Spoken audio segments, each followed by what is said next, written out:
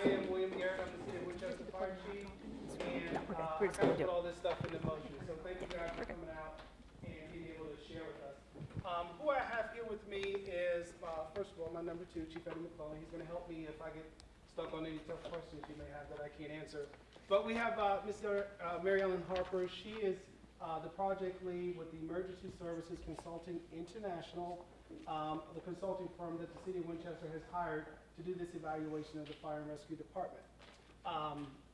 Very accomplished woman here. She's been in my shoes how many years, Fire Chief? 20. 20 years, and worked in a combination system. There's so many things that mirror between her experience and where we currently are that I'm very excited that ESCI has given her the position of project lead. So I think we're very fortunate in that. But that's not to put down her right hand, Mr. Jeff Severance. He's on the project team with her, and collectively with a few other folks, will be here over the next 3 days doing a site visit of the Winchester Fire and Rescue, the city as a whole, and inclusive of ECC, to make sure that there are getting a full-scale perspective of our system of services. So let me kind of walk you guys through what's going to happen here a little bit. Again, as I said, they're here for a 3-day site visit. What's happened prior to this site visit is they have received tons of data about all our system of services, and the purpose of the site visit is not necessarily just to validate the data, so to speak, but it's to get the personal human side of the things that we do on a day-to-day basis that numbers can't tell you. Which brings us to this meeting tonight. This is a community input meeting. If you work for me, you've heard me say this before. If you're one of the volunteer members and we had conversation, you've heard this from me before. If you were at my swearing in, you heard me say this. But I promise collaboration as we go forward to not just serving on a day-to-day basis, but especially at this critical point where we're talking about how to improve upon our system of services. So the collaboration is also inclusive of the community. We have to hear from you. We have to know what it is that matters to you as we maintain and try to improve upon this critical service to the community. The goal of the overall department evaluation is to look at our organization, our management, our capital assets, and programs that we can do to improve our staffing and our personal management, and that's just to name a few. So I like to say it from end to end is what this work that they're going to do is encompassing, but it's a little bit more than that as well. We're trying to get a full holistic picture of our system of services so that ESCI can produce some strongly supported, hopefully supported recommendations to the city's leadership, and then we can get into a strategic planning process where we start to improve upon our system of services. This is by scope of work in the contract that we have this form, this community input form, and so I'm very thankful for it. Some of you may already have received the public notice that there's a survey out on open town hall that you could participate in. We'll talk about that tonight. And so there's other ways to be involved. And I'm speaking in that context because we have the media here and we're recording tonight too. In fact, let me speak to the recording. So we're recording tonight with the purpose of making sure we capture this with the cities. We'll do some initial recording that'll be captured and some of the introductory stuff that I'm doing, but probably not as much of the Q&A. So what we're going to do and how we're going to facilitate that is Ms. Caitlin Squires is going to be recording that. Our good friend Jeff is going to bring a microphone to you if you have a question or want to respond in any kind of way. So if you could just kind of look forward to that, and that'll help us meet that need of capturing tonight's community event so that it could be presented at a later date in some form that's important to those community members that could not be here but want to partake in some kind of way for tonight. So some ground rules other than the mic. I hate to say this, but you guys are all adults, but we all have things that we want to say, right? Let's just make sure we're not stepping on each other or being too overly, how do you say don't be passionate about your service, right? You can't. So be passionate, but just so that we need to make sure that we're heard amongst one another And so if we could just do that, I think we'll be in a good spot. That's it. Okay, so who we are. So we are a combination fire department, City of Winchester employees, and 4 independently run volunteer stations. If you've heard me speak, I like to take that word combination department and insert codependent, because the way we're currently set up is not one can survive without the other. The volunteers could not maintain the quality and level of system of services without the city, and the city could not maintain the quality level services without the volunteers. So we have to move, as I used that C word earlier, in a collaborative way to make sure we're moving things forward. But we have 4 stations strategically placed around the city. We have a 24/7 service. We have about 74 career admin and field personnel on a shift rotation that are in our stations, and also at our headquarters at 21 South Kent Street. And then we have at the 4 volunteer stations about 13 to 15 operational volunteers, meaning have met qualifications to ride on the vehicles. Then we have about 50 or so administrative volunteers that manage the organizations, which is a lot of work to do, and the staff that they need to do that. And so between those 2 entities, that combination codependent format is how we're positioned well to provide our system of services.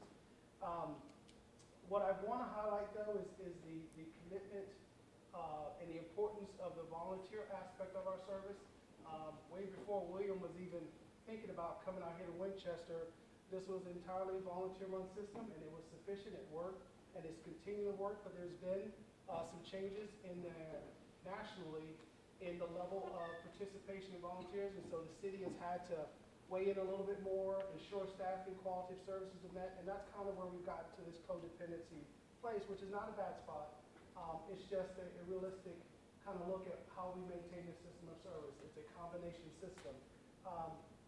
But there's been a lot of, and my point in bringing that up is more so to highlight that volunteerism in this city is really important. And the volunteers that are committing their time, their effort, time away from their loved ones, it doesn't go unnoticed by me. And it's important as we talk about building our system, what their contribution has been way before we got to this point. So what do we do? These career volunteer in this combination system, I like to align it with that one human experience, vulnerable human experience, and that's something that we may or may not have been in, and that's in a position where you need help. I can't think of a much more vulnerable position to be in, and that help could be, I can't get up off the floor, to, hey, my husband's having chest pain, to the water pipe in my bathroom is busted, to, hey, my house is on fire. It's indiscriminate, but there's no one that can argue the feeling that someone would have if they need help. Well, we are that service. We're it. No one else is going to come in and do what we are supposed to do to answer that call for help. And so my position is we have to be adequately prepared and positioned to do that. If not for one reason, it's that we only have one chance to get it right. If we don't, people die. If we don't, property is lost. If we don't, the environment's impacted. So we have to be prepared. And currently our system is filled with committed volunteers, committed career personnel, and we're working to build up a system that is not just answering the call, but answering the call with a level of service and a level of quality that's expected from the citizens of this community. And that's where we need you all to weigh in. So tonight, what I'm going to ask you guys to do is to think about these 4 things as we go through the survey. I'm going to ask you to think about the perception of your emergency services here in the city. I'm going to ask you to think about your desired level of service that you would want to expect to receive from the city. And I want you to think about the support to adopting a long-range plan. Again, we could have these conversations. ESI could produce a great report, lots of recommendations, but just as we are in our professional, personal lives, if we don't plan anything out, where have we gone? So I need that level of commitment and understanding from the community. And then finally, we need your general input. What it is you think our consultants need to hear, what it is you think I need to hear as your fire chief. But we're going to do it in the context of walking through the survey, not just a general, how do I feel, what I think kind of format. and I hope everybody's okay with that. Enough? All right, I think I've said enough. You're good. Yeah, why don't we go ahead and hand out the survey. I'm not there yet. You're not there yet? I'm not there yet. Well, almost. We'll be in a minute. Mona, Is step that all right? off then and I'll let my friend take over. Good evening. This can be informal. It can be interactive. You can yell out, raise your hand. I like people to talk back. I don't want to make it a monologue. Just a little bit of a background before we launch into the survey. Chief said we're from ESCI, which is Emergency Services Consulting International. We are the consulting arm of the International Association of Fire Chiefs. Our company's been in business for about 40 years, and we're staffed with a core group of about 24 full-time people that work for the company as their primary job, and then another 200 consultants that are actually out being fire chiefs, police chiefs, other things full-time, and are subject matter experts for us part-time. And the value to that is when I stand up a team, I bring in people that reflect the needs of the community that we're working for. So, for instance, I just finished a project in Houston, Texas. The team I brought together for that looked very different than the team I'm bringing to Winchester, Virginia. You're our combination fire department, so we specifically pick people with a background in combination departments. A little bit about myself. I spent 20 years in Connecticut. My father was a volunteer fire chief. I joined the fire department when I was 16. Hated every minute of it. My hair got flat, my eye makeup ran. It was awful. But I committed myself, if I could do it for 1 year, I could leave with my head held high and say I did it for a year and quit. And after a year, I really, really liked it. So I went to college and majored in fire technology and English. And then I liked it so much, I went back and got a master's in public administration. And I spent 20 years in Farmington, Connecticut, where we had 3 independent volunteer fire companies that did not like each other, would be a kind way of putting it. And the town had a fire department. And the town finally said they were tired of running 4 fire departments. They merged them into one big, I refer to them as a dysfunctional family. And for the next 20 years, I helped walk them through that process. So I spent 20 years as the director of fire and rescue services. We had 175 volunteer firefighters. We did about 3,500 calls a year. And our big trademark was that as a community, we had decided we wanted to remain predominantly volunteer. Every decision we made with that fire department was what can we do to sustain volunteer firefighting in our community. And I was proud to say that after 20 years, I did not add a single full-time firefighter position while I was there, even though we doubled our call volume. We redeployed people, we changed the way we did business, things changed, but we were able to do it in a way that we kept the volunteers active part of that system, and they were very viable. I mean, they were 175 strong when I left there 2 years ago. 2 years ago, I left Connecticut and went to Florida, where I took over as the program manager at the Florida State Fire College, working for the State Fire Marshal, teaching chief officer programs. And those are classes on how to be a fire chief, Fire Officer 3, Fire Officer 4, budgeting, human resource management, apparatus deployment. It was very interesting for me because coming from Connecticut, budgets get smaller and smaller every year, no new initiatives, no more people. We were trying to do more with less. Down in Florida, they're building firehouses. They're trying to plan their next 5 and 6 fire stations. How many trucks do we need to buy? So it's a different way of being a fire chief, and being able to teach on both ends of the country has been really kind of fantastic in that regard. But I tell you all this because the question at the end of today is, what does Winchester want its fire department to look like going forward? And there's a lot of different right answers, but the best one is the one that works for your community. So as we go through this process, we want to solicit input and get you to write it on the paper, because we're going to tabulate it and go back and count all the responses and include them in the survey.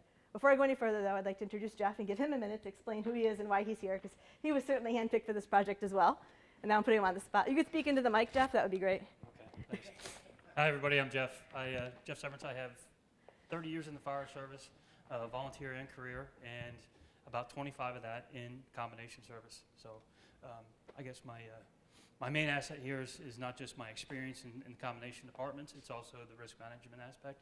We're going to go through a lot of information this week and in the weeks to come and put it together and try to define and develop the emerging risks that you guys have now and will likely see in the future. Thank you. So Jeff and I are part of a team of 10 people. The rest of them are working remotely. We have one other person that will meet us on site for the rest of this week. And the reason we do it that way is we do everything data-driven. We've collected as much data as Winchester would supply, and it was thousands and thousands and thousands of paper sheets, as the chief can verify. We've uploaded that, and I've assigned subject matter experts to various sections of the fire department. They're going through all of that data. They're analyzing what the data is telling us. We're here this week to talk to the people, to see the people side of it, because data is only going to tell you so much. I can come up with the best answer in the world, but unless I come in and see how it operates and how it works here in Winchester and hear what goes on and why things are the way they are and what the history is, we're going to be doing it in a vacuum. So we're really here to get that people component and to overlay it with the data and hopefully come up with some sustainable recommendations that will actually work for your community. So when we do a master plan, there's 3 big questions that we're focusing on going through this process. The first one is, where are we now? And that's what we call current conditions. We spend a lot of time really benchmarking the current conditions going on right now. How many firefighters do you have? What do your fire trucks look like? What is your equipment? Training records, anything that we can find, we want to benchmark that. That's our snapshot in time. And the reason we do that is that this report is going to be a single document that anybody could pick up and read without any knowledge of Winchester and get a pretty good picture of what's going on. So we're going to spend the whole first part of that picture painting exactly what's going on here. The next question is, where do we need to be? And that's where we're going to take everything you're doing now, we're going to match it to national standards and industry standard benchmarks. We're going to look at NFPA standards. We're going to look at just best practices in the fire service. And we draw on the experience of all of our consultants. You have people that have been in the fire service 30, 40 years. You know, they've seen things repeatedly and trends in other parts of the country. We're going to draw on the expertise and the experience of our team. And then the last question is, where do we need to go? So if we know what you are right now, and we know, where you need to be, now we need to draw a bridge between where you are now and where you should be. So that's where the strategic planning part of it comes in. I'm going to come up with many, many, many recommendations. Everything from cancer prevention to industry standards for training and everything in between. You can't do them all at once. We're going to come out of here with dozens and dozens of recommendations. That's when it needs to come back to the community and the fire department to do a strategic plan. And that's where you prioritize the initiatives and decide what are the things that need to get done in your community first, who's going to do them, how are we going to do them, when are they going to get done, and you put them in order. Because if the master plan is your 15-year look ahead, the strategic plan is going to be the first 3 years. And if you keep moving forward in that direction toward the 15 years, every 3 years you do a new strategic plan, you re-up the plan, you'll get to where you need to go. But that's the key to this, is this whole process is dynamic. Something huge could change in a month, and it could change the path. This plan is meant to be changed. So if it's a huge corporation moves in or moves out, it's going to change the way you do business. If populations change, it's going to change the demand for service. All of this needs to be dynamic, and it needs to be modified and edited real time as you're going forward. So with that said, again, we're really going to touch every aspect of the fire department we can. We're going to look at training records, equipment. We've toured 2 of the fire stations. We met with 2 of the volunteer fire companies. Thank you for everybody that made time for us doing that this afternoon. We're going to meet the other 2 tomorrow, so that we'll have met with all of them. We're meeting with the career staff. We met with 2 groups today. We have another 2 groups tomorrow. We're meeting with City Hall officials. We want to talk about the future of Winchester. What are you expecting for your population? What are you expecting for things happening in the community? That's all going to impact future demand for service. So we're going to try to overlay where you are now, where we think you're going to go, and make you a bridge to get there. So with that said, I am going to ask Jeff to hand out this report. It's a short survey. It is the same survey that's available online. So if you are here tonight, you do not need to go home and go online and do it. It's the exact same questions. We wanted to offer it in 2 formats because some people like in person and paper and pencil. Some people prefer to be home on a computer. We wanted to give everybody a chance to share their input on that. Jeff, can I have a copy too? Mary, Yes. you said it's available online. I haven't seen it or gotten any notifications. Do we know who that was coming from? Chief, can you talk to that? I'm sorry, I didn't know. The survey's online, but she said she hasn't seen it or got any notifications. Can you say when or where? I just went to the city website too. There was a memo that came out from the city today that said that it would be available having sent it to me. Okay. Thank you. I'll confirm that. Thank you. I thought I saw a hyperlink with,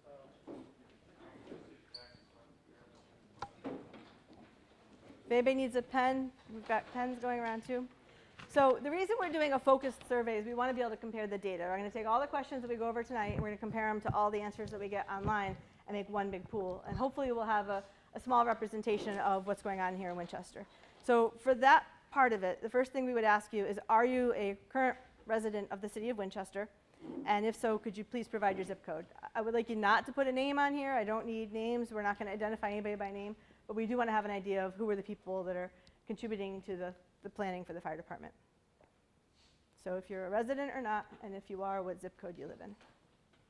Any questions on that one? This is the part where if you have a question before you answer, you can shout out with that. So the second question is, we're curious about your interactions with the fire department, and we're looking for a correlation between the more interactions you have and your feelings about the fire department. So we're asking you to check every single one of the boxes that represent an interaction that you've had with your fire department. First one is if the fire department has rendered aid to you or a member of your family. Have you ever called them for service? If you have, please check that box. The second one is if you visited a fire station here in the community, whether it's for bingo or to stop in and ask directions or just to visit with the firefighters, anytime you've stopped by the firehouse. If you've done that, please go ahead and check that box. And the next one would be if you've attended a community event that involved the fire department. If the fire department was somewhere that you were at and they were giving fire safety messages or educational components or anything along those lines. If you've been somewhere where you interacted with the fire department, we'd ask you to check that box. The next one is if you follow the fire department on social media. Do you watch their Facebook page? Do you look at the website? Do you have any social media interaction with the fire department? And then the next one is if you have not had any interaction within the last year at all, please check that box. If you haven't done any of the things we mentioned, that would be the box for you to check. And then anything else that wasn't listed there that you'd like to mention, the last one will give you an opportunity to fill that in there. Any questions on question number 2? Am I going too fast? Jeff, don't answer that. Hey, can I take the time to Sure. get an answer? Yes. So the question about the online survey, I had an email from our project lead from city manager's offices that it's now live on Open Town Hall. And so I think if you go there, you'll see a link to it. Thank you. All right, so the third question is that the Winchester Fire and Rescue Department arrives at the scene of emergencies in 7 minutes and 21 seconds or less 90% of the time. So that means that if 100 people called the fire department, 90 of them would see the fire department in 7 minutes and 21 seconds or less. So this is not an average, this is a 90th percentile. And the reason we use that is that the data set for fire department response is not perfectly symmetrical, so we don't want an average because an outlier could skew that. 90th percentile is what the national benchmarks are, so we're looking at that and saying 90 people out of 100 will see the fire department in this amount of time or less. And that's representative of what most people will see as far as service. So the question for you is, do you find that the 7 minutes and 21 seconds or less is acceptable? Do you think it's too fast? Do you think it's too slow? Or do you not have an opinion on that? If you have any questions on that, I'd be happy to answer that as well.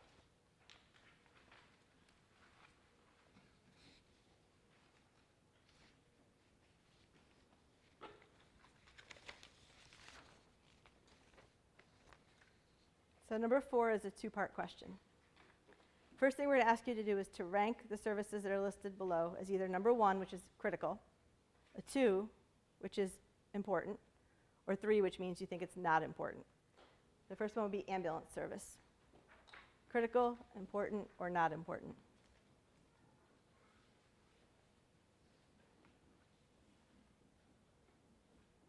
The next one will be fire suppression. Again, a 1, 2, or a 3.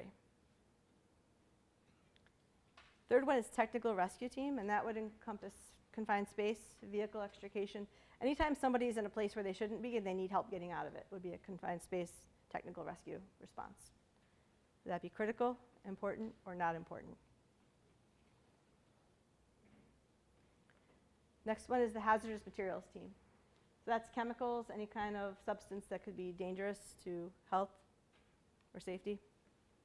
Do you think that's a critical service, an important service, or not important service? Fire safety education, that's anytime they go out and educate members of the community, adults or children, about risk reduction, fire safety, changing smoke detector batteries, any of those kind of things. Do you think that's critical, important, or not important?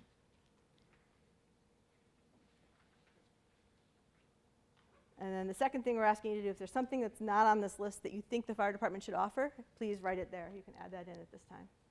So number 5 is that as of July 1st, 2019, the Winchester Fire Rescue Department was staffed by 74 authorized positions. That's 65 field personnel and 9 administrative personnel. They operate a budget of $7,192,000, which was a 30% increase from fiscal year 15. They responded to 6,189 calls for service in 2019, which was a 4% decrease in average annual calls since 2015. And they provided services for Winchester's roughly 28,000 residents across 9.3 square miles. So given that demographic information, we'd ask you to check the boxes that reflect your opinion. The first one is staffing. Number of staff is in the question above. Do you think that that's an overstaffed fire department? Do you think that's appropriately staffed fire department? Do you think it's understaffed, or do you have no opinion? The next one's going to be the response performance. We talked about what the 90th percentile response time was. We're going to ask you whether you think that response is too heavy as far as are they bringing too many people and getting there too fast? Do you think it's appropriate? Are they arriving at the right time with the right number of resources? Is it too slow or too light? Are they taking too long to get there or not bringing adequate resources when they get there? Or do you have no opinion? And then the third part of that is going to be the cost of service. Do you think that, and again, the budget numbers are right there for your reference. Do you think that that is too expensive? Do you think it's the appropriate cost for the fire department services? Do you think the fire department is underfunded, or do you have no opinion? So number 6, City of Winchester Fire and Rescue Department is a combination department with both career and volunteer personnel. There is a national trend in the decline of volunteer participation. Would you be in favor of paying increased taxes to support financial incentives to increase volunteer participation and or to subsidize the volunteer fire companies if needed? And your choices are yes, no, or no opinion. The next one's an open-ended question. We'd ask you just to fill in your answer. Please list the expectations you have for your fire department. What is it that you expect from the Winchester Fire and Rescue Department? Question 8 is to please list any concerns that you have regarding the fire department. The 9th question is asking you to please list any strengths that you'd like to share regarding the fire department. And we ask that question because as we're looking at the future, if there are things that you think are important to sustain in the fire department, we want to build those into plans for the future. So the things that you think are strengths for your fire department, please list on question number 9. And the last question is number 10. It's just an open question asking if there's any other thoughts that you'd like to share about the fire department or have us consider as we plan the future of what the fire department should look like in Winchester. Please feel free to include that on question number 10. If Chief would like to have any closing remarks, other than that, we'll be here to answer questions if anybody wants to come talk one-on-one. And we just ask you to turn in the survey so that we can take all the data and compile it and include that as we go forward in the process. Folks writing. Hey, I just wanted to again thank you for being here. This really is an important time for us. Staff, they know this. We've been kicking this can down the road since I got here 8 months ago about doing this evaluation. So I'm just excited that we got it going forward, and I'm excited about ESCI and what they bring to the table to do this in a comprehensive way, so that we have meaningful recommendations for city leadership to think about and build on. What I'm going to ask you guys to do going forward is to stay engaged. By that I mean stay close to those resources, that information, whether it's through city's communication, other forms about the Fire Rescue Department. Please visit our website, our Facebook page, so that you can get a pulse and feel for the things that we're doing. As Mariana talked about, there's a lot of data out there and those tangible things that you could get your hands on to learn about the fire department. But what I'm trying to highlight is the things that we do that don't make channels 4, 5, 7, and 9, that make a difference in folks' lives every day. You had a chance to walk through some aspects of our service delivery. One of them that wasn't on there was community outreach. I have asked the men and women of the department to get behind me and help me kind of polish our brand a little bit and develop a system of services that meets the community where they are, with whatever that is. Just this past weekend, we were acknowledged at Shenandoah University in a campaign called Play for K, which is basically a program nationwide through the athletic programs that support women inflicted by different types of cancer. We here in the Winchester Fire and Rescue Department each year in the month of October support breast cancer awareness by wearing our pink t-shirts. The university wanted to acknowledge that for us during a halftime event, and the message to the community was, we care. We, meaning the university and the Winchester Fire and Rescue Department, care about you. And that's the message I think we need to communicate to the public, which isn't always captured in data. And that's important for us because we are embedded in the community. We are of the community. The volunteer members that support these stations live in this community, a majority of them do. The people who work in the fire department, some of them live in the community. So we're very much a part of the one big family that we are. And through my time here, I'm going to make sure that we're committed to serving the community in that capacity, regardless of event, time, or concern. Again, that vulnerable position of needing help, whatever that looks like for you, we're the ones that answer that. No one else is going to come into this community and do what it is that we're required to do. And we own that. We take responsibility for it. But we need a little help right now. And we need your help as we look at our system of services to make sure that we're setting ourselves up efficiently to take care of you. So If you could just stay connected to us. My email's on the webpage, send me a message, I'll answer any question I can.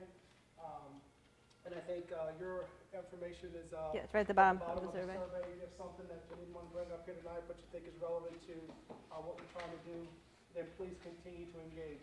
The next thing I'll ask you is, or just to remind you of, is that this is just one part of the process. ESCI is going to take all this data, take this input, we'll finish our site visit in the next couple of days, meeting with all those folks you spoke to earlier. And then they're going to go off and do what they do, and they're going to come back to us with some recommendations in a draft form, probably mid-March. Shortly thereafter, if we don't hold on to that information and overanalyze it, as I like to say, paralysis by analysis, and then we get it back to them where we want to see it go, then hopefully by the end of March, we should have some completed results and recommendations for City Council to look at, and then we start that next step. And so that's important. I don't want to hold this up. From my seat, I think there's a great deal of risk associated with how we're positioned now. We are accommodated, cross our fingers at some point, but there are some inefficiencies in how we're working, and I think we could do better, and I think this is the right process to get us going there. I do have support and commitment from the city manager as well as the city leadership. They're the ones paying for this, but we got to make sure it's actionable and doesn't sit on the shelf. So just look for the next communication of where we stand with this in some form. I think we had talked about maybe in a council retreat, ESCI doing their presentation. That may change. It may be a public forum like this, but look for communication right about the end of March as to the results of this effort and this work.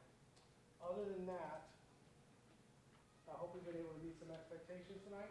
You kind of understand what we're doing, why we're doing it. Give you a chance to weigh in a format that is tangible, that they can work with and go back and do what they do with it. And we'll continue to move forward.